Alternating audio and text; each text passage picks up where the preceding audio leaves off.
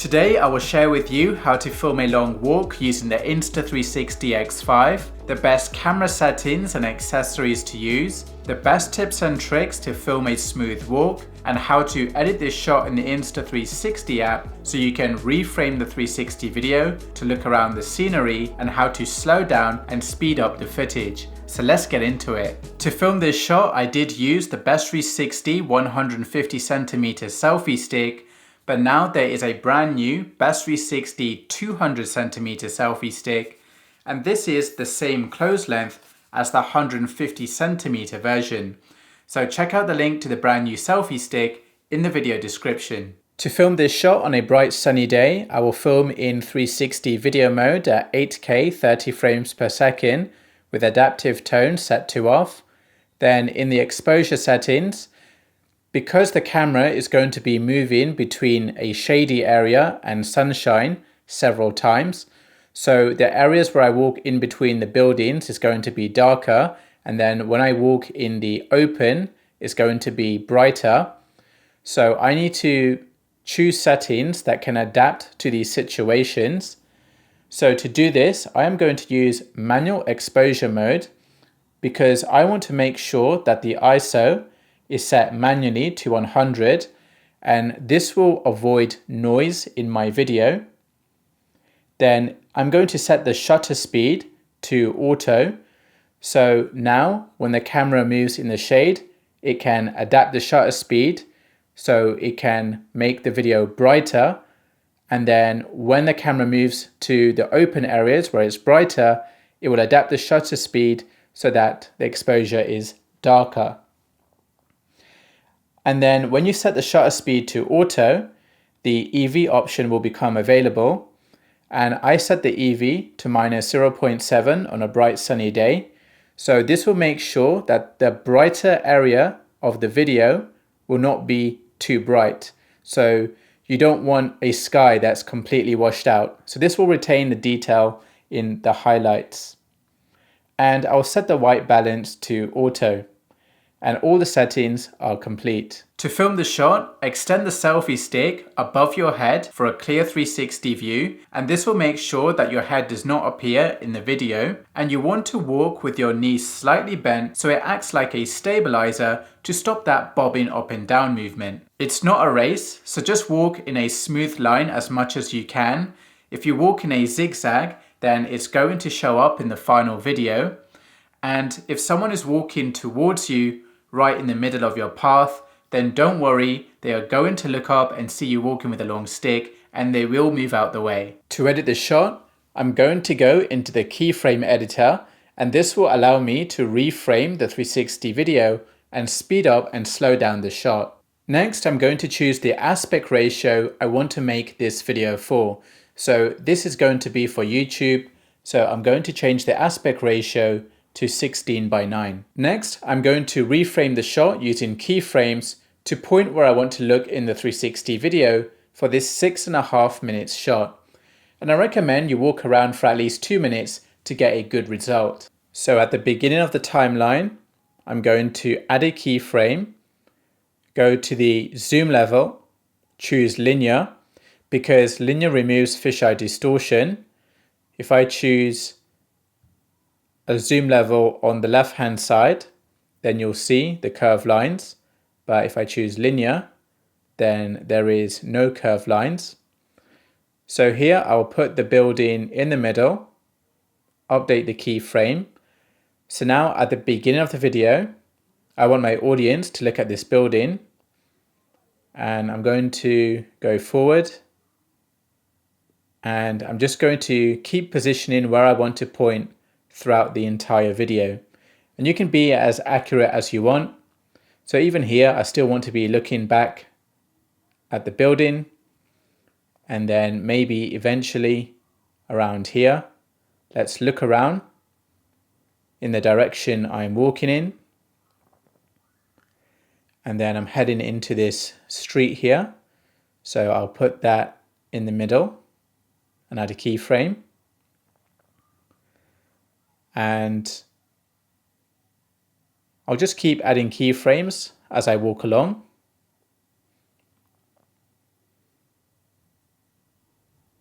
There's no left or right turns here, so I don't need to add any keyframes. I'm about to start walking left here, so I'm going to add a keyframe here before I start moving direction. And then as I turn the corner, I'm going to put this path in the middle. And this is what it looks like. You can see that I've not added a keyframe on the curve itself. I've added it before and after the turn, and then I let the app figure out the turn between this keyframe and this keyframe, and this will make the turns less robotic. Then I'll move forward, and this is all straight up until here. So I will put the path in the middle, add a keyframe before the turn, then I'll move after the turn, put the path in the middle, add a keyframe, move forward before the turn, put the path in the middle, add a keyframe, move after the turn, put the path in the middle, add a keyframe, and then I will move forward till about here, put the path in the middle and add a keyframe. And then as I get closer to this building, I want to focus on it. So I will add a keyframe here, and then we'll keep looking at it while it's in view.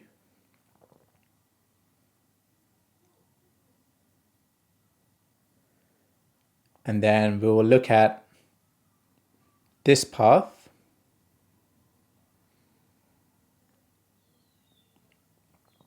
Then I'll look in the opposite direction. So what we can do is go to about here and add a keyframe looking at this building. So you can see what's happening between this keyframe and this keyframe.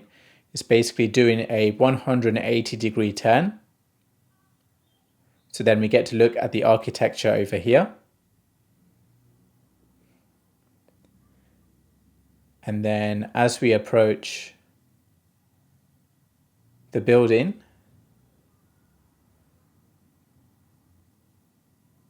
I'm going to put the building in the middle, add a keyframe, and I'm going to go to the magnifying glass, the zoom level. I'm going to choose narrow here to focus on the building a bit more, put the building in the middle, and update the keyframe. So if I scroll through it, you can just see briefly what it looks like.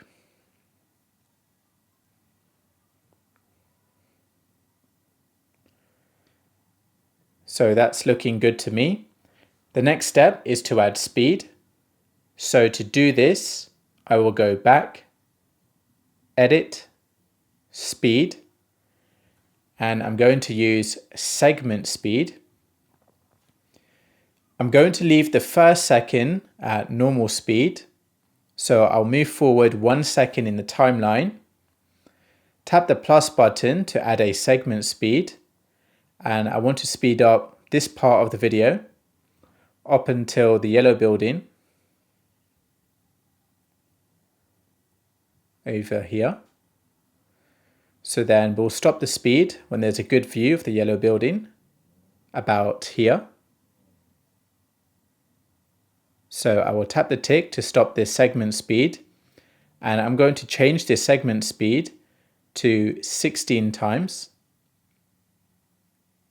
Then I'll move forward in the timeline 1 second. So here there's 1 second of normal speed to look at this building. Then I will start a new segment speed. And then I will stop 1 second before the end of the video here,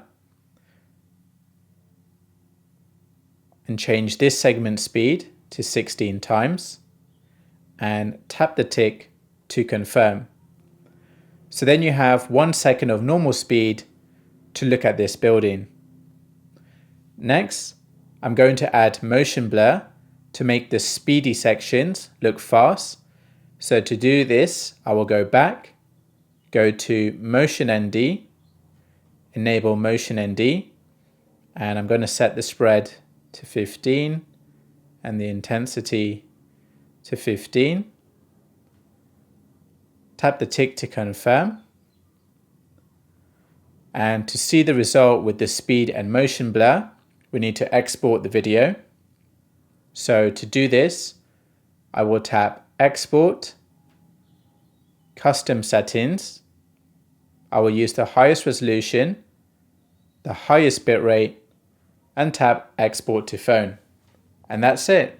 Once the video has finished exporting, the last thing I can do is add the Best 360 LUT for a cinematic color grade. So to do this, I will go to LumaFusion, import the Insta360 video I just exported, and add it into the timeline. Then I will go to Edit, Color and Effects, go to Import, and I've already downloaded the LUT to my phone. So I will go to the Downloads folder, select the Best 360 LUT, and tap Open. And now the Insta360 shot has been color graded. So this is the before and this is after. Then to export the shot, I will go back, go to Export, Movie, to Photos, and here I will set the resolution to 4K, set the video quality to Extreme, set the codec to H.265, export the video and audio, and export the video to my phone. And that's it.